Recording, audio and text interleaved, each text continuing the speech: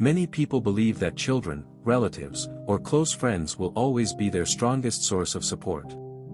But after turning 60, reality often looks different. Everyone is busy with their own lives, and they may not always be there when you need them most.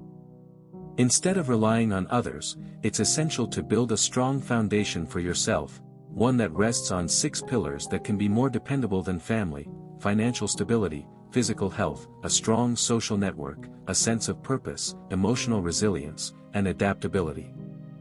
When you strengthen these 6 areas, you no longer feel left behind or alone. Instead, you gain the independence, confidence, and peace of mind needed to navigate life, no matter what changes come your way. This isn't about distancing yourself from loved ones, it's about preparing yourself to stand strong, live fully, and age with dignity on your own terms. The first, and perhaps most important, pillar after age 60 is financial stability. At some point, you'll likely have to ask yourself a hard question: if I run into financial trouble, who will truly be there to help me? The answer isn't always as simple as we once believed. When we're younger, we tend to assume our children will be there for us no matter what. That belief often stems from love, family loyalty, and the sacrifices we made to support them, paying for college, helping with their first home, covering emergencies. But life after 60 turns a new page. Our children grow up, start their own families, take on their own financial pressures, mortgages, rising living costs, healthcare expenses. And while they may love us deeply, that doesn't mean they'll always be in a position to help financially. Take the story of Richard, a 72-year-old father who spent his life supporting his 3 children. He paid for their education, helped with down payments, and was always there when they needed him. He believed that if life ever threw him a curveball, his children would naturally step in. But when a sudden illness drained his savings, Richard turned to them for help, and was shocked to learn that all 3 were struggling to keep up with their own bills, mortgages, and family expenses. Not because they didn't care, but because they simply couldn't. That's when Richard realized, it wasn't love that would carry him through a crisis, it was his own financial foundation. Financial stability after 60 doesn't mean being wealthy. It means having a plan. It's about saving consistently, spending wisely, and having an emergency fund to cushion life's surprises. If possible, it also means creating some form of passive income, even a small one, that allows you to retain control and peace of mind. Because when you're financially secure, you're not just safe, you're free. Free from depending on others. Free from feeling like a burden. Free to make decisions based on what's best for you, not what others can afford. In the journey of aging, financial independence may not be glamorous, but it is powerful. It's the steady, quiet companion that walks with you every step of the way. The second pillar you can't afford to ignore after age 60 is your physical health. No one can take care of your body better than you can. You might have enough money. You might have loving children and supportive friends. But if your health starts to decline, all of those things become fragile. Because once your body begins to slow down, when simple tasks like walking or getting dressed become difficult, you start to lose something far more precious than money: your freedom. Many people assume, when the time comes, my kids will take care of me. But the truth is, your children have families, careers, and responsibilities of their own. No matter how much they love you, they can't be by your side 24/7 to handle every meal, every ache, or every sleepless night. And even if you can afford a caregiver, no one can eat healthy for you, exercise for you, or stop the aging process on your behalf. Carl's story is a wake-up call. At 68, he was once active and strong. But after retiring, he let himself go, eating poorly, avoiding movement, and convincing himself he'd get back on track later. But that later never came. Before long, he found himself out of breath climbing stairs, aching every morning, and no longer able to enjoy a simple walk through the park. His kids still cared. They called, they visited. But they couldn't reverse what Carl had lost. Taking care of your health doesn't require extreme changes. Just small, consistent habits, daily walks, more balanced meals, staying hydrated, paying attention to warning signs. A quick doctor's visit, a lighter breakfast, a morning stretch, these can all make a big difference in how you feel 5 or 10 years from now. Because when you're healthy, you're free.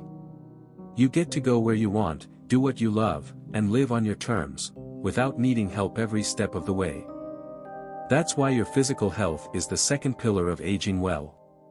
It may not be flashy, but it's absolutely essential, and it's something no one else can maintain for you.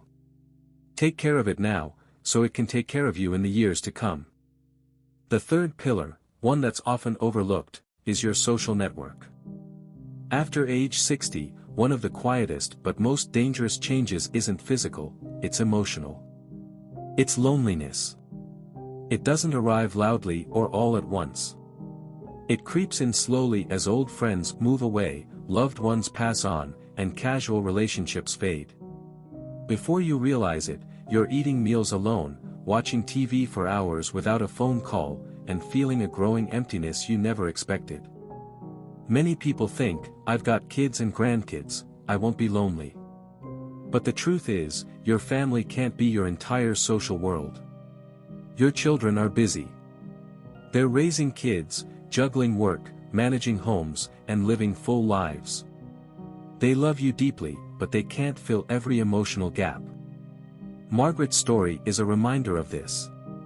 At 73, she lived close to her children.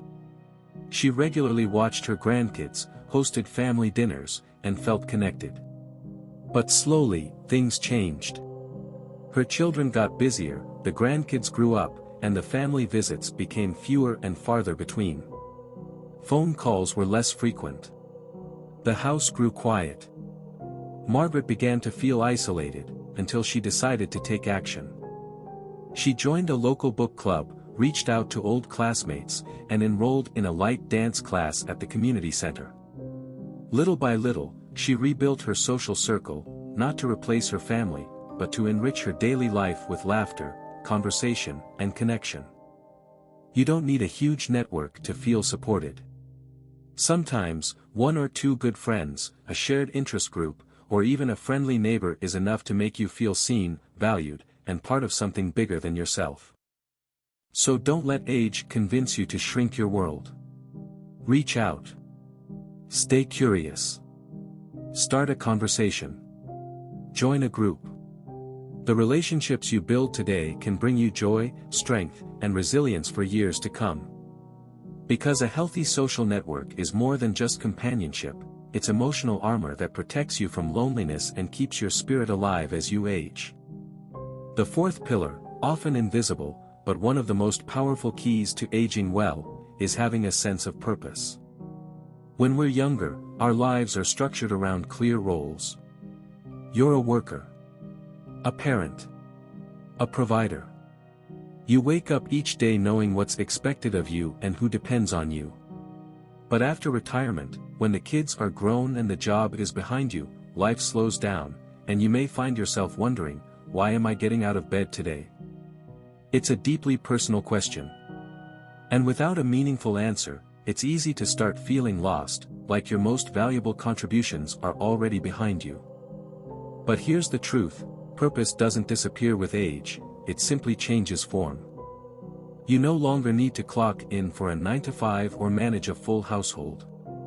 But you can still live with passion, direction, and the feeling that you matter. Purpose doesn't have to be grand.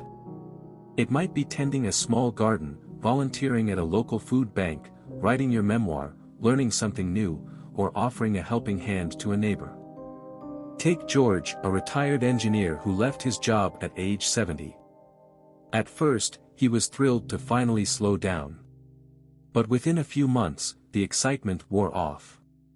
The days felt long and aimless. No meetings, no goals, no structure. He felt himself slipping into boredom and restlessness. Then he found a local elementary school that needed volunteers to teach kids how to build simple models and problem solve. Every morning, George had something to look forward to again.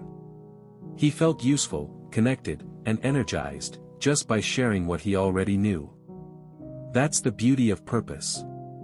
Even in the simplest form, it keeps you mentally sharp, emotionally strong, and deeply connected to life. So don't let age convince you that your role is over. In fact, this stage of life may offer the most freedom you've ever had, the freedom to choose how you want to live each day with meaning and intention. A clear sense of purpose, even something small, is like a steady flame. It keeps you warm, focused, and alive as you move through the years. The fifth pillar, and perhaps one of the most enduring, is emotional resilience. Life doesn't get easier after 60. It just changes shape. Challenges continue to show up, losing loved ones, declining health, children becoming busier, friendships fading. Even with a loving family and regular visits from grandkids, there will still be moments when you're left to face difficult emotions on your own. But that isn't something to fear, as long as you know how to support yourself emotionally. That means not denying your pain, not running from sadness, but learning to acknowledge, process, and move through your emotions in a healthy, self-guided way. Helen's story is a powerful reminder of that inner strength. At 75, she lost her husband of 40 years. In the early months, she leaned heavily on her children and grandchildren for comfort. But soon, she realized that her kids were juggling their own families, careers, and emotional loads. They loved her deeply, but they couldn't carry her grief for her. So instead of feeling resentful, Helen chose to take responsibility for her healing. She began journaling. She joined a support group for widows. She meditated each morning and practiced daily gratitude. Slowly but surely, she began to feel more at peace, not because the grief disappeared, but because she learned how to live with it gracefully. Emotional resilience doesn't mean pretending to be happy all the time or never feeling overwhelmed. It simply means you don't let difficult emotions define you or drag you down. You know how to find your balance. You know when to rest, when to ask for support, and when to gently encourage yourself to keep moving forward. Because in life, the one person who is with you through every joy, every loss, and every quiet moment, is you. And when you know how to lift yourself up, you're never truly alone, even during life's toughest seasons. Emotional resilience is like an anchor. It keeps you steady through the waves, quiet, but incredibly strong. The sixth and final pillar, and the key to a more peaceful, fulfilling life after 60, is adaptability. Turning 60 isn't the end of the road. It's a turning point. At this stage, many things begin to shift. Your health may not be what it once was, your role in the family changes, your children are grown, friends move away or pass on, technology evolves faster than ever, and the familiar starts to feel distant. The people who struggle most with aging are often those who resist these changes. They cling to the past, constantly compare life to how it used to be, and avoid trying anything new. Over time, they isolate themselves. But growing older isn't what makes life hard, fighting change is. Frank's story is a powerful example. At 78, he once had a close-knit group of friends. But as the years went on, many passed away or relocated. He began to feel isolated and defeated. At first, he thought, I guess this is just how life is at this age. But instead of giving in to loneliness, he chose to try something new. Frank learned how to use a smartphone. He joined an online discussion group about American history, one of his lifelong passions. He began chatting with people from across the country, sharing stories and learning something new each day. And slowly, he realized that when you open yourself up to new things, life never stops offering new experiences. Adaptability doesn't mean changing who you are. It means staying mentally flexible, being open to new ways of living, learning, and connecting. Maybe it's learning how to video chat with your grandchildren, or adjusting your routine to match your current energy level, or finding new hobbies that fit your lifestyle today. When you embrace change, you don't just survive, you thrive. You stay engaged, relevant, and hopeful. Because life is always evolving, and the happiest people aren't the strongest or the wealthiest. They're the ones who stay curious, who grow with change, and who welcome each season of life with courage and grace. Being adaptable isn't about letting go of the past. It's about having the courage to step into the present, with an open mind and a willing heart. Family will always hold a sacred place in our lives. But after 60, you begin to understand that no matter how deep the love, it cannot replace the value of personal responsibility, preparation, and inner strength.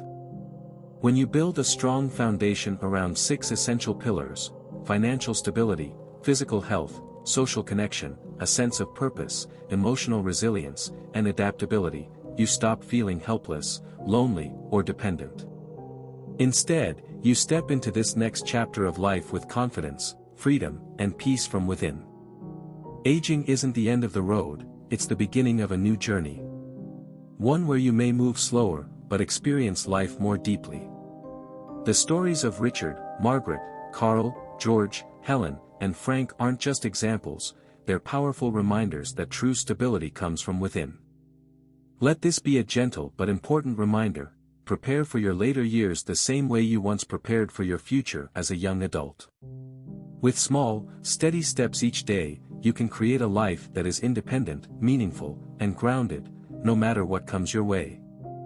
If this message spoke to you, we invite you to leave a comment, subscribe, and share this video with someone you care about.